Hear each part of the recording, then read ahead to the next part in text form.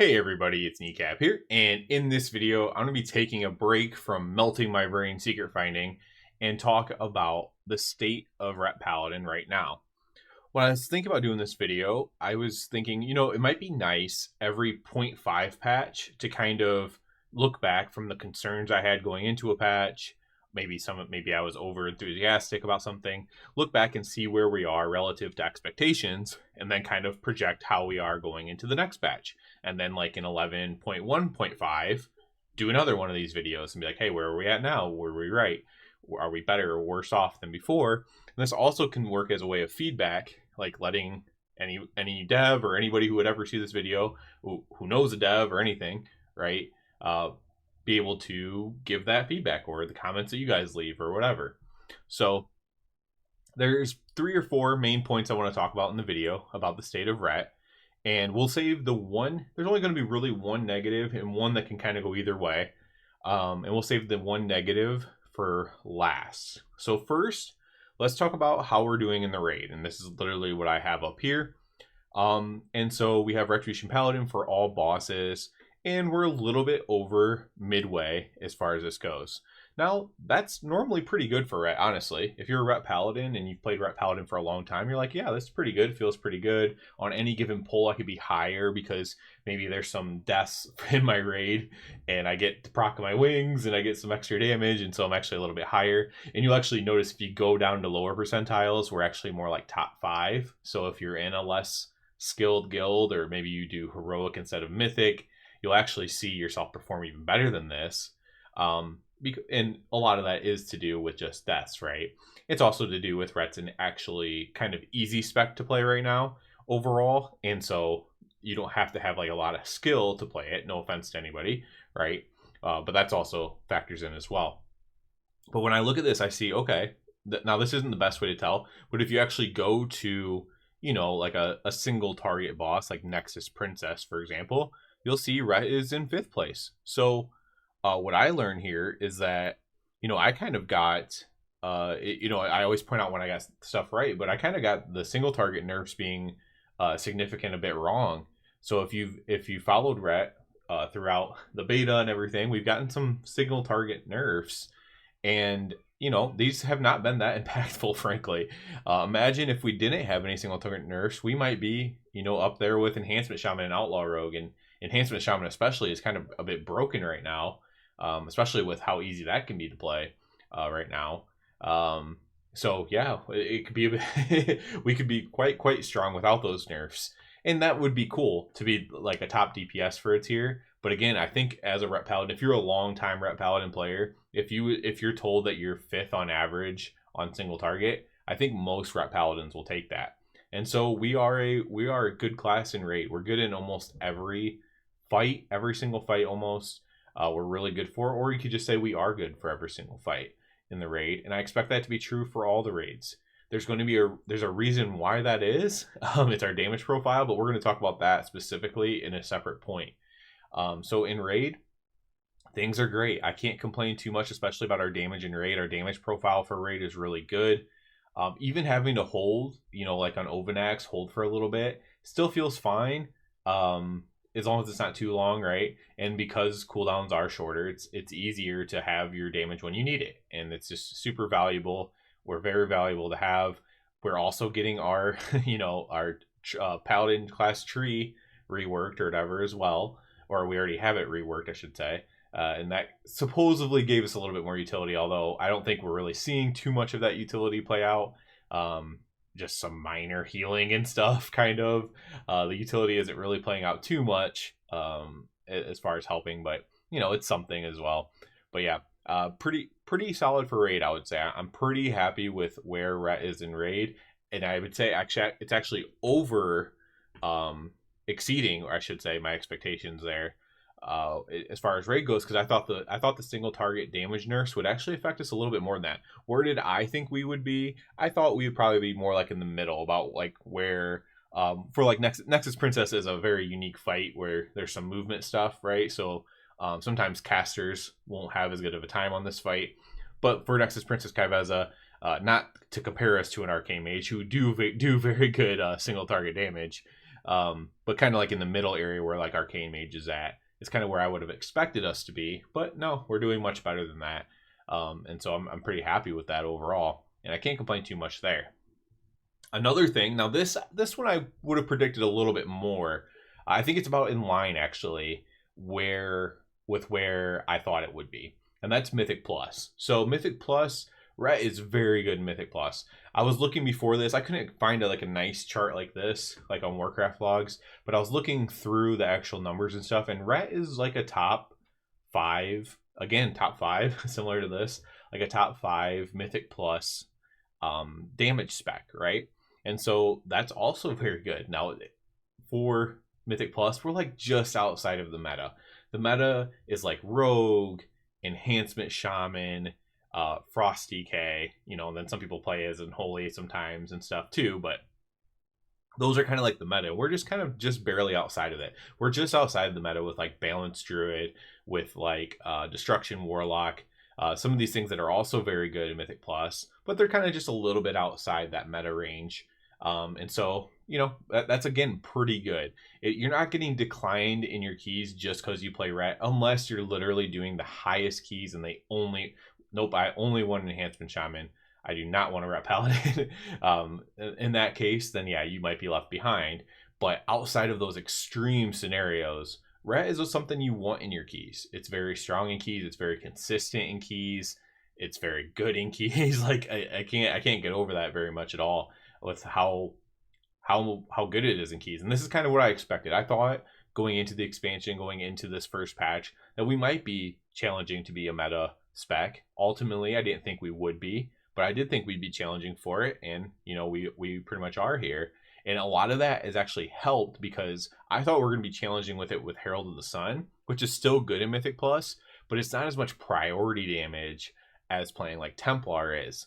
So even for high keys, being able to play Templar and do similar damage to Herald of the Sun, but while also doing more priority damage, actually adds Tourette's usefulness into your key, into your group, right? When you're playing Herald, all your damage is AoE. When you play Templar, a lot of your damage is on your priority target. And so that's a big difference between the two. So that big buff to Templar that we got, I think is really what put us in the mix to be, kind of like right on the fringe of Mythic Plus meta. And you could make arguments too that we are in the Mythic Plus meta, because we almost like Frost DK is by far like the number one thing, at least from when I was looking at the top ratings of all the specs and stuff. Frost DK had so many people that were like in title range, but Ret Paladin was right up there, right? It was right up there with these other specs. And so you could even argue that Ret Paladin is meta in Mythic Plus. And again, I think if you played Ret Paladin long enough, you're going to be like, yeah, I'll take that every time if I'm like one of the meta specs or whatever. I think that could be a very, very good thing. And yeah, I'm totally for that. So there we are with the raid in Mythic Plus. As far as our damage goes, we're doing pretty good. Over exceeding my expectations in raid, about where I thought we'd be in Mythic Plus, and I'm pretty happy as far as damage goes. I'm blasting. I have a high item level. I'm doing good myself. So let's talk about one thing that's a little bit more contested among the Ret community, and then of course finish off with our one negative we're going to touch on at least.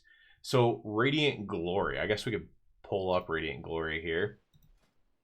Radiant Glory. So this was a very contested ability. We're kind of pigeonholed into playing this because of our set bonus here in Season 1. However, even without the set bonus, it seemed to be a little bit better than playing traditional wings. And Radiant Glory is, of course, what makes our Wake of Ashes activate our Avenging Wrath or our Crusade. And, and that is, what most people play for pretty much all content. Now, I shouldn't say I knew, but I figured this would be extremely good in Mythic Plus. Because why? Because I did a lot of Mythic Plus on the beta, and it was extremely good in Mythic Plus. And so going into this expansion, going into the first patch, let alone this 0.5 patch, I kind of figured that Radiant Glory would be very good in Mythic Plus. Now, this is the case. I am worried. I'm worried for the players who don't like Radiant Glory. It is not traditional. It is weird to have a 30-second cooldown and have it be very strong, but obviously not as strong as somebody's 2-minute cooldown or 3-minute cooldown, right? That wouldn't make any sense. It is weird, but it's so nice to have damage on every single pull in a dungeon. It is so nice. Um, and I would like to continue playing Radiant Glory in Mythic Plus, and the only way I want it is if it's like way worse, of course. Now, how do we keep Radiant Glory competitive without having it be the best thing? That's where it becomes a little bit more of an issue. And yeah, so we'll see where we are on that. But that's where we are on Mythic Plus. Now in Raid, and I think more people who had qualms with it were more for Raid. In Raid, I think there's a little bit more argument against it. Now, obviously, it's still really good in Raid. I'm not saying it's not good. Obviously, it's good. It completely ties into our tier set bonus. But for Raid, sometimes it would be nicer, if I'm being completely honest, just to have a big cooldown to use, a big long cooldown that's powerful to use for certain moments where you have a long burn time, right? Maybe you just get to sit and stand still and pump for a while, or on pull of a certain boss or whatever, and it's like, okay, we don't have that. We have these little bursts, and it's really nice, especially for like, okay, I have this damage for this moment. An example would be a very good example for where Radiant Glory is good in Raid would be on the Silken Court, the penultimate boss in the Raid, with the 2 targets, right? Now, when not because it's 2 targets necessarily, but because when they take that increased damage, it's very easy to either hold or have damage for that while not holding it for very long, and getting tons of your damage, and because your damage is in such short bursts, getting all that damage into that damage amp phase, and that can be extremely powerful for something like that. And we have a very unique skill set to be able to pull that off. And so in that case in Raid, I think it's really good. In other cases, on bosses where maybe you get to stand still a lot, I would maybe prefer that it's like, I would maybe prefer that it was, a bit of a longer cooldown, but it had a little bit more power. And of course, timing of fights matters as well too. But it's really hard to say. I always liked Radiant Glory ever since beta, but I always sympathized with the players who didn't. And so what I'm hoping we can see is that Radiant Glory can remain competitive, but it doesn't have to be like the go-to choice, which, to be fair, I believe would have been the case this season if we did not have the tier set bonus that we had. And so maybe next year with a different tier set bonus, maybe it in some way makes it better for not using Radiant Glory or something. And players could, have the optionality, or, maybe for Mythic Plus, it's Radiant Glory. For Raid, it's not Radiant Glory. But I want players to be able to play without it who don't like it, because it does completely change how our spec works, which is cool to have talents that do that, by the way. But it might not be cool to do it all the time, which was always my argument. So I love Radiant Glory personally. This is not a hit piece on Radiant Glory. This is just me sympathizing with people who don't like it that much. Now, let's talk about the one negative thing, and we can actually pull up this back up here. We can look at the deaths. Okay, so I'm going to say I was basically like one of the only people that were sounding the alarm about Ret Paladin defensives. Nobody else was really talking about this until I did. Some people obviously mentioned some of the talent changes, and the overall defensiveness that got nerfed on everybody, because there was, to some extent, everybody got nerfed on defensives, to a little bit at least. But I was sounding the alarm because what I said was, without all that versatility, and this is one of the cases where I was right. Without the versatility, we're like a mid-tier survivability, especially in Raid, right? And so here we are looking at the Raid statistics, and we're a little bit over the midway point, but I'd still say this is mid-tier, right, where we are in survival and Raid. And I think that is basically where I thought we would be. And I don't have so many qualms with it, except for when we look at what Blizzard has said. And so I'm trying to hold them to what they said.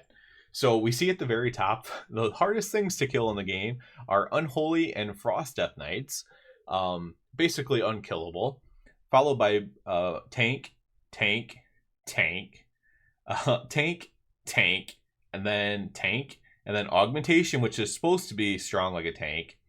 And then we got a healer, Resto Shaman, which is normal. Healers are typically a little bit strong. Then we have Outlaw Rogue, which is historically strong. Subtlety Rogue. Rogues are typically strong in general. Healing Monks. And then Havoc Demon Hunter, Enhancement Shamans are more survival than us in raid overall. And then we have Retribution Paladin. So, am I fine being there? Overall, yes. What I would not be fine with is where Warriors are, and this is not a video about Warriors, but Fury and Arms Warrior are at the bottom. Now, what Blizzard had said was they want, and why they didn't nerf our defenses in Dragonflight, they said, is they want the plate classes to feel a little bit tankier and maybe sacrifice some other things because of that. For Ret Paladin, it's movement, right? We sacrifice movement for range and defensiveness. In theory, Death Knights sacrifice movement, even though their movement ability is busted and busts a lot of mechanics, and for a lot of defensiveness, right? A lot of tankiness. Warriors are, for some reason, the easiest thing to die, which doesn't make any sense. So what I would propose is you get rid of and sorry Death Knights out there, you take a little bit of that, not all of it, because again, they said they want the plate classes to be tanky, so they should just be slightly less tanky, closer to Augmentation Evokers. So you take a little bit of their defensiveness, you give a little bit of it to Ret, you give a little bit of it to Warriors as well. Let Warriors move up to like where Ret's at now, and let Ret move up to like Augmentation Evoker with the Death Knights, right? And so you could do that very easily, increase the potency of our cooldowns back to where it was. I think that would do it on its own. You could increase Sanctified Plates slightly. Maybe that's a little bit more broken because that's for everybody. But or you could do it just for Ret or whatever. So there's some easy ways to just move us up a little bit, kind of back to where we were. As you can see, we're like we were in the top tier, obviously, at the end of Dragonflight, and now we're in the mid tier. So we went from top tier to, middle of the mid tier, I guess you might say. And then, well, at least we're not in the bottom tier, but yeah. We took a nice little step down from where we were. And I was sounding the alarm on this. The biggest reasons, versatility. I tried to warn about this. Hey, we're not using versatility anymore. Going from 38% versatility to 0% is 19% more damage taken. Hello, anybody listening? No, okay. So that's where you see that go down. Now that speaks to it. Now that also speaks to losing all that damage reduction and still being mid tier.